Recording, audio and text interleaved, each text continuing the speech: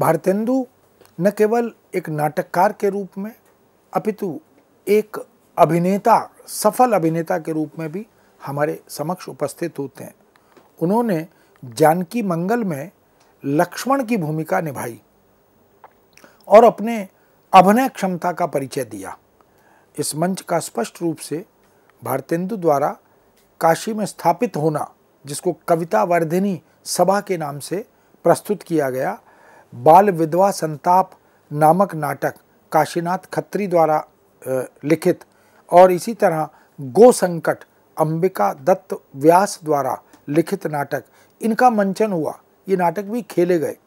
भारतेंदु की प्रेरणा से 1864 में नेशनल थिएटर की स्थापना हुई, जिसके लिए उन्होंने अपने प्रसिद्ध नाटक अंधेर नगरी का या उसकी रचना सिर्फ एक रात में की, उसे तैयार एक रात में किया।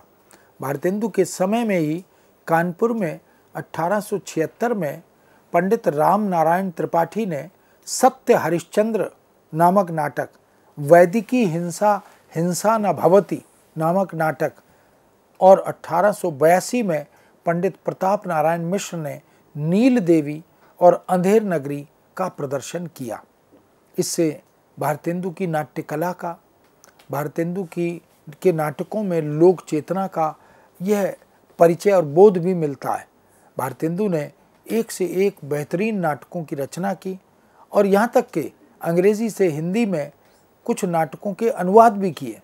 भारतेंदु ने नाटक को वैश्विक स्तर पर देखने का प्रयत्न किया। इसलिए बात चाहे सत्य हरिश्चंद्र की हो, अंधेर नगरी की हो, या वैदिकी हिंसा न भवति की हो, भारत दुर्दशा की हो, नील देवी की हो, ये सब नाटक जो भारतेंदु को एक अलग पहचान देते हैं। भारतेंदु मंडल में अंबिका दत्त व्यास, किशोरी लाल गोस्वामी, राधा कृष्ण दास, प्रताप नारायण मिश्र, श्री निवास दास, बाल कृष्ण भट्ट और देवकी नंदन खत्री, बद्री नारायण चौधरी, प्रेमघन, राधा चरण गोस्वामी, ये सब नाटककार भारतेंदु मंडल में शामिल थे और इन सभी ने भारतेंदु के द्वारा प्रशस्त किए गए मार्ग का अनुसरण किया। नाटक लिखे, नाटक खेले, नाटकों के अनुवाद भी किए और उन्हें मंच से जोड़ते हुए, अभिनेता से जोड़ते हुए बहुत सी रंग मंडलियाँ भी बनाई। उन रंग मंडलियों से वो जुड़ते भी चले गए। इन नाटककारों ने प्रयाग में आर्य नाट्य समाज 1870-71, श्री रामलीला नाटक मंडली 1898, कानपुर में पंडित नारायण त्रिपाठी की मंडली 1876, भारत मनोरंजनी सभा तथा MA क्लब 1886, रसिक मंडल 1896, पटना में पटना नाटक मंडली, ऐसी बहुत सी मंडलियों का उल्लेख किया जा सकता है, नाम लिया जा सकता है, जिन्होंने लोक की भावना को, लोक की चेतना को, लोक की संस्कृति को बड़ी गंभीरता से पढ़ा, समझा, पात्रों से, चरित्रों से जोड़ा, संवादों से जोड़ा, गीतों से जोड़ा और उन्हें मंचित करने में रचनात्मक भूमिका निभाई। अनेक स्थलों पर रंगमंडलियाँ इसी प्रकार पूरे देश में काम करती रहीं और अभिनय के प्रयोग करती रहीं, नाटकों के प्रदर्शन होते रहे। सामाजिक, राजनीतिक, ऐसी अनेक समस्याएं जो परिवार की जुड़ी हुई हों, व्यक्ति की हो, समाज की हो, राजनीति की हो, अर्थ की हो, उन सब को प्रस्तुत करने वाले नाटक बहुत अधिक मात्रा में खेले गए। नाटककारों ने उनके द्वारा जन रुचि का परिष्कार किया, देशोन्नति की शिक्षा का प्रमुख स्थान सुनिश्चित किया। वस्तुतः ये सभी नाटककार राष्ट्र की चिंता कर रहे थे, राष्ट्र की प्रगति और उन्नति की चिंता कर रहे थे। कभी वो भाषा की दृष्टि से, कभी वो कथ्य और कथा वस्तु की दृष्टि से, कभी वो एक व्यापक संदेश की दृष्टि से, इस तरह के नाटकों में सृजन और अनुवाद, अभिनय आदि करते हुए दिखाई देते हैं। माधव शुक्ल का एक युग था 1900 से 1940। भारतेंदु के अंतिम चरण में माधव शुक्ल ने नाट्य लेखन और निर्देशन का काम बड़ी गंभीरता से शुरू किया, किंतु उनके रंग कार्यों के उद्देश्य इस युग में अधिक स्पष्ट हुए। अपने नाटकों और प्रदर्शनों से कई रंगमंडलियों का संगठन उन्होंने जोड़ा। अंग्रेजी के दमन के खिलाफ साफ साफ कहने का स्पष्ट उद्देश्य उनके नाटकों में दिखाई देता है। इस युग में श्री नागरी नाटक मंडली 1908 से 80 तक काशी में, भारतेंदु नाटक मंडली 1907 से 13 तक, 1918 से 40 काशी में, हिंदी नाट्य समिति कलकत्ता में और हिंदी नाट्य पारसी थिएटर मनोरंजन नाटक मंडली, ये बहुत सही मंडलियाँ हमें सुव्यवस्थित ढंग से नाटकों के क्षेत्र में कार्य करती हुई, प्रदर्शन करती हुई दिखाई देती हैं। हिंदी के अव्यावसायिक रंगमंच में बहुत महत्वपूर्ण योगदान इन मंडलियों का रहा है। आधुनिक युग तक आते आते हम देखें 1940 के बाद माधव शुक्ल के बाद 5वें दशक तक एक ठहराव की स्थिति दिखाई देती है। हिंदी नाटक केवल वार्षिकोत्सवों तक, हिंदी दिवस या अन्य समारोहों तक सीमित हो गए। खेले तो गए लेकिन बहुत सीमित हो गए।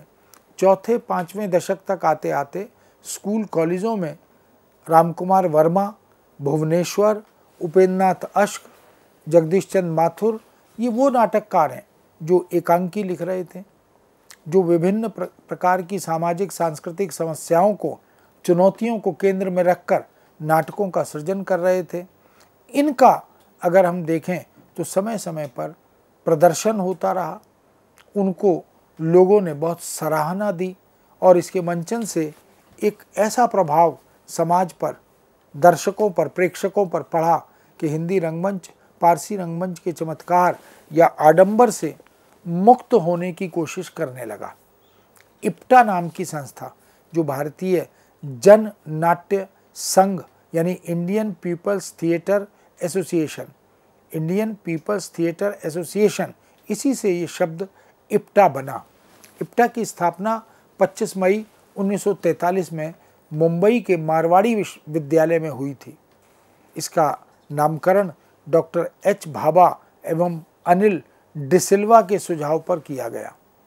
सन 1943 से 1947 तक ये इप्टा की गतिविधियां प्रचुर मात्रा में, पर्याप्त मात्रा में दिखाई देती हैं।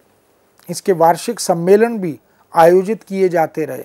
अली सरदार जाफरी, राजेंद्र रघुवंशी, रामविलास शर्मा, रांगे राघव, ख्वाजा अहमद अब्बास, बलराज साहनी, उपेंद्रनाथ अश्क, लक्ष्मी नारायण लाल, एक से एक बड़े नाटककार ने, एकांकीकार ने इस क्षेत्र में योगदान किया।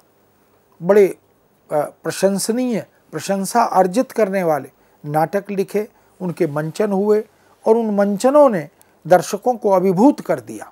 इस तरह की साहित्यिक हस्तियां इप्टा से जुड़ती चली गईं। पृथ्वी थिएटर इसके बाद एक अलग पहचान बनाने वाला थिएटर बनकर आया। प्रसिद्ध फिल्म कलाकार, निर्माता, निर्देशक और रंगकर्मी पृथ्वीराज कपूर ने अपने नाम पर पृथ्वी थिएटर की स्थापना सन 1944 में की थी।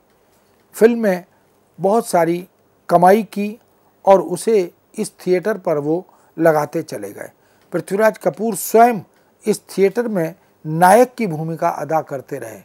थिएटर के नाटकों में साम्राज्यवाद का विरोध, हिंदू मुस्लिम एकता, सामंतवादी विरोध, पूंजीवाद के विकृत प्रभाव, इन सब को अभिव्यक्ति मिली। राष्ट्रीय नाट्य विद्यालय इसके बाद हमारे सम्मुख आया, जिसको NSD या नेशनल स्कूल ऑफ ड्रामा इसके नाम से भी जाना जाता है। राष्ट्रीय नाट्य विद्यालय की स्थापना अप्रैल में 1959 में हुई और 1975 में भारत सरकार के संस्कृति मंत्रालय विभाग ने इसे अपने संरक्षण में ले लिया और स्वायत्त शासी संगठन यह बन गया। इस विद्यालय में 1964 में रंगमंडल की स्थापना हुई, जिसके माध्यम से नाटकों का प्रदर्शन खूब किया जाता रहा और अभी भी किया जा रहा है। उन्होंने विदेश की अनेक भाषाओं में उल्लिखित बड़ी महत्वपूर्ण नाट्य रचनाओं के हिंदी में अनुवाद भी कराए और उन अनुदित रचनाओं के नाट्य रचनाओं के मंचन आदि का काम भी किया है। इस विद्यालय ने यानी NSD national school of drama ने हिंदी में रंग प्रसंग नाम से और अंग्रेजी में थिएटर इंडिया नाम से पत्रिकाओं का प्रकाशन भी प्रारंभ किया। इस पत्रिका में नाटक की सैद्धांतिकी, नाटक के गुण, नाटक की विशेषताएं, नाटक और अभिनेता का संबंध, नाटक और अनुवाद, इस प्रकार के तमाम गंभीर प्रश्न और मुद्दे इनको प्रकाशित किया जाता रहा, विद्वानों से उस पर काम करवाया जाता रहा। इस तरह रंगमंच वह माध्यम है, रंगमंच वह शक्ति है जो नाटक से अधिक कोई एक विशेष चीज़ की ओर हमारा ध्यान, एक विशेष मुद्दे की ओर हमारा ध्यान आकृष्ट करती है। रंगमंच से ही नाटक की पहचान बनती है। रंगमंच में कलाकारों के सामूहिक योगदान को किसी भी स्तर पर हल्के रूप में नहीं लिया जा सकता। मित्रों, जहाँ तक नाटक की परंपरा की बात है, हम भारतीय काव्यशास्त्र में आदि आचार्य भरत मुनि के नाट्यशास्त्र से इसको देख सकते हैं। नाट्यशास्त्र नाटक के तत्वों की बात करता है, कथा वस्तु नाटक के पात्रों की बात करता है, संवादों की बात करता है और नाटक की सार्थकता और उपादेयता की ओर भी हमारा ध्यान आकृष्ट करता है।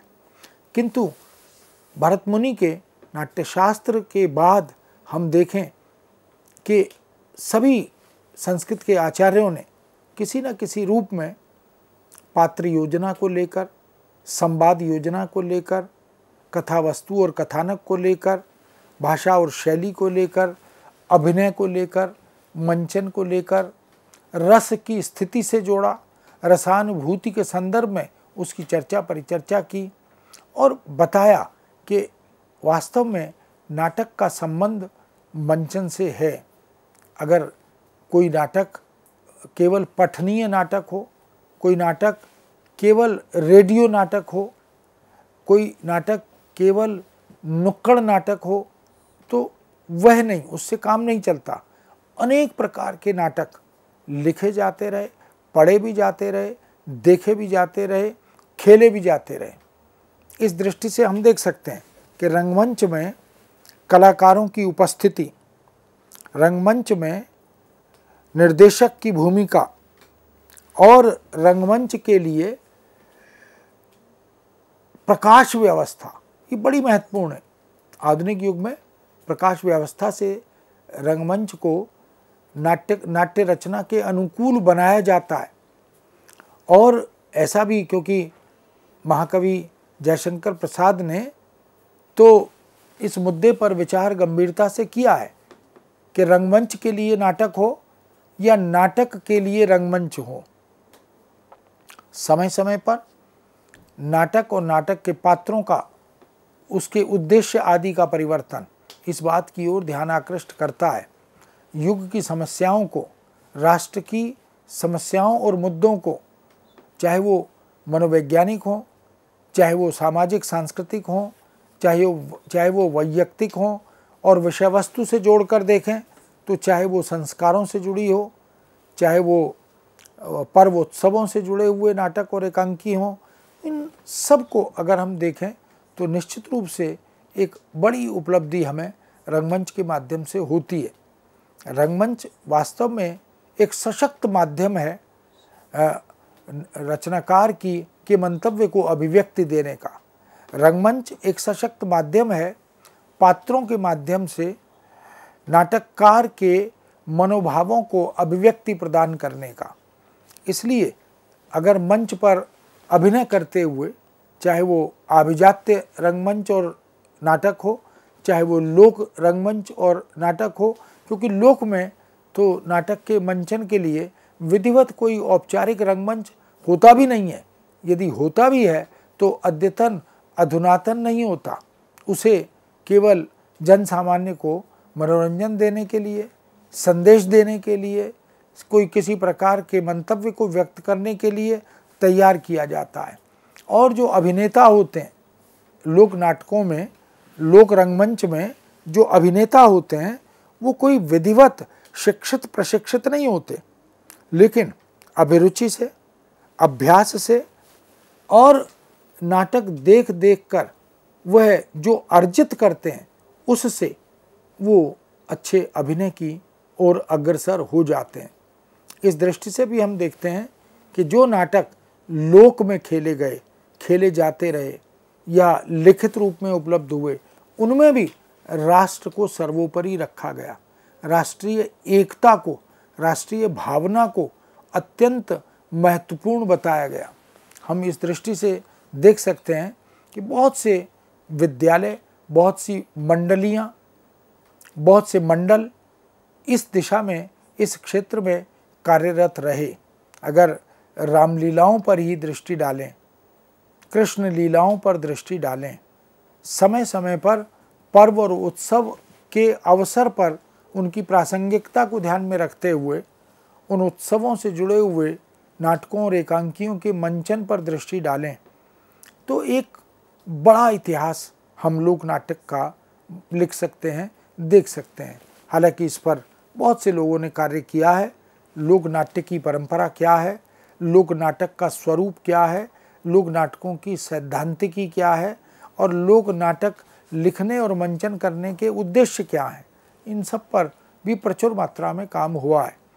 लेकिन ऐसा कहा जा सकता है कि रंगमंडल की स्थापना जब से हुई तब से इस दिशा में न जाने कितने साहित्यकार, कितने अभिनेता, कितने संगीतकार इससे जुड़ते चले गए और उन्होंने रंग की भावना को लोक की भावना से जोड़ भी दिया।